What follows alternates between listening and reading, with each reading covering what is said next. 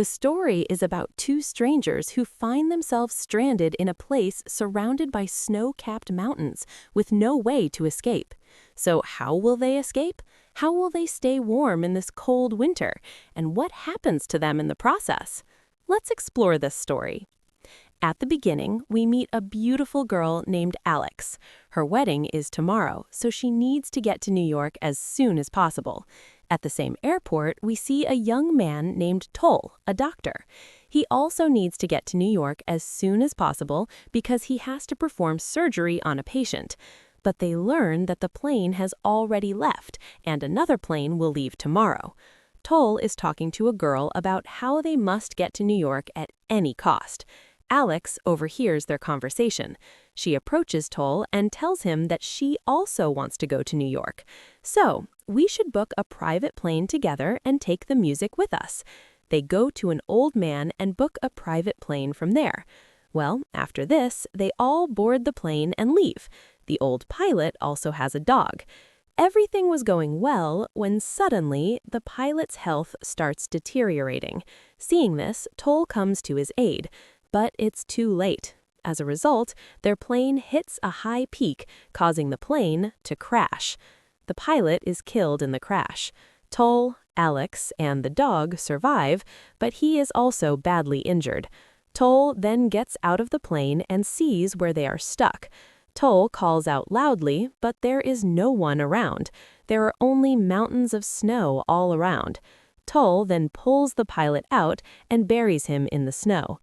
Here they see Alex, who is still unconscious, and Toll bandages his wounds.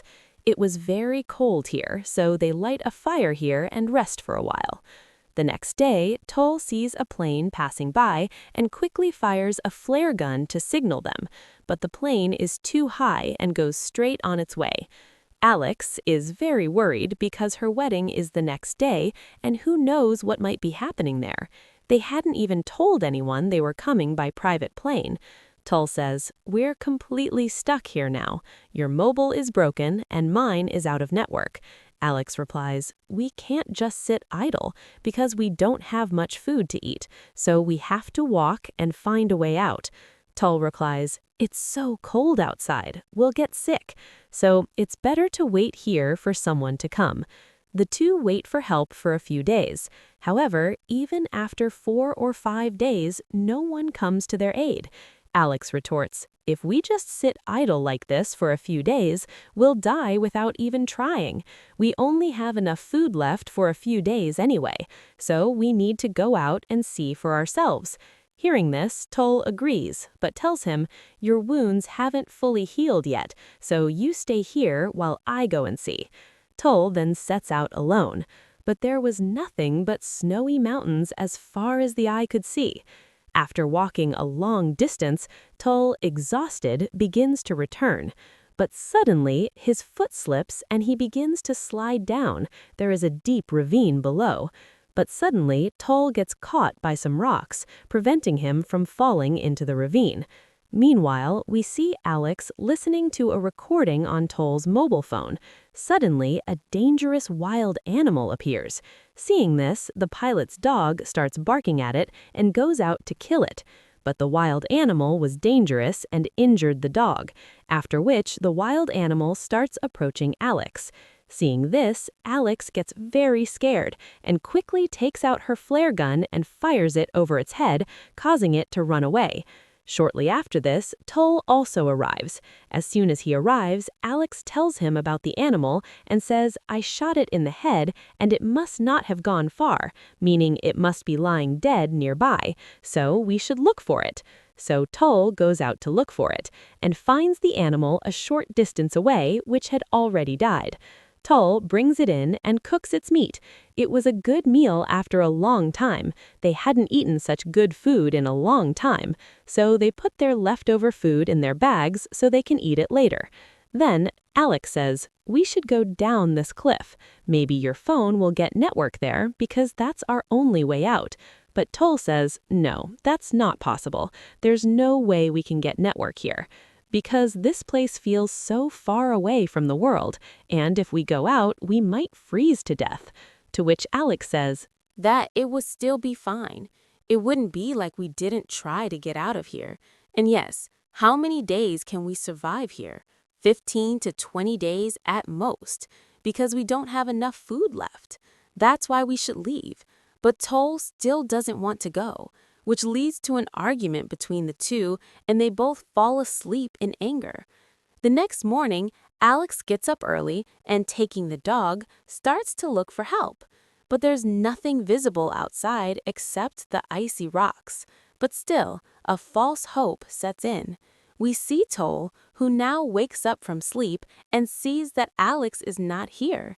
Meanwhile, she finds a letter here in which Alex had written that she was going for help and that if she finds any help or a way out of here, she will take you with her. But Toll knows there's no way out of here because he's already traveled far and wide. Toll gets out and follows the footprints, trying to figure out which direction they've gone. Following the footprints, he spots Alex, which prompts Toll to speed up his walk, and after some time, he finally reaches Alex. They are overjoyed to see each other, but Alex is exhausted and shivering from the cold. Toll says, "Let's get back to the plane." But Alex says, "We've come a long way. Maybe we'll find a way out later, and what will we do back there anyway?" So with a faint hope, they both continue on. After a long journey, they find a cave. They quickly go inside and light a fire to warm themselves. They had found a place to rest after a long journey. Well, they were both quite tired, so they doze off. Then morning dawns, and they start walking again. But they still haven't seen anything that could provide them with any means of help. They look around through binoculars. Then they spot a glowing object ahead, but it's quite a distance away. Still, exhausted, they start walking towards it. After a long walk, they reach the spot where the glow was visible. But there's a deep ravine below, and the ice has melted. There's also a thin ice wall.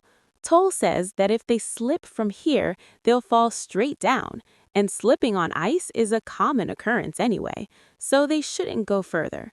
Toll says they should go back to the cave. Alex angrily asks, "What will we do there? Tell me. Wait for your death?" Meanwhile, they realize that the dog isn't with them either. Perhaps he's lost his way. Toll follows the dog's paw prints and goes looking for it. But after a short distance, Toll sees a house, but there's no one inside. Fortunately, they found a place to rest. Toll quickly returns to Alex. As Alex approaches, she realizes she's standing on a thin layer of ice, frightening Alex. The layer suddenly breaks, sending her plummeting. Seeing this, Toll quickly comes to her, pulls her out, and brings her back inside the house. Here, Alex is still unconscious, frozen from the fall. Now, since Toll is a doctor, he gives her an injection, restoring her consciousness. Toll prepares food for her, which he found in this very house. Alex has started to like him and thinks that if he were a bad man, he might have left me in this condition, but he hasn't done that, and he's been with me for a long time. He hasn't even tried to touch me inappropriately yet. Now they both live together in this house for 4 to 5 days. One day, Toll was outside cutting wood for a fire, and inside, Alex was listening to a recording of Toll's wife on Toll's phone. But Toll arrived and got angry at Alex for doing this. Alex said, "I just wanted to know about your wife." Toll told her that she had passed away 2 years ago due to an illness. Hearing this, Alex felt very bad and apologized, embracing her. The two hugged each other, and slowly their friendship blossomed into a relationship, and they shared a bed, spending the night together. The next morning, they set off again, gradually reaching a certain point. After a considerable distance, they encountered cold winds. The extreme cold made Alex unable to walk.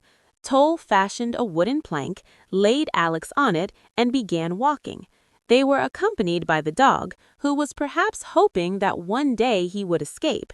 Now, after a long journey, he had been there for quite some time. After walking for a long distance, they both sit down against a tree. They haven't found any help yet, and they also have nothing left to eat. They both realize that death is certain, as they've done everything they can and they no longer have the strength. Both begin to feel weak from hunger and fatigue. They fall asleep while sitting there. Shortly after, the dog comes and tries to wake Toll. However, Toll's body is frozen to a large extent due to the cold, and Toll begins to roll and fall, but suddenly catches himself. The dog carries him a short distance. Toll sees a factory-like structure a short distance away.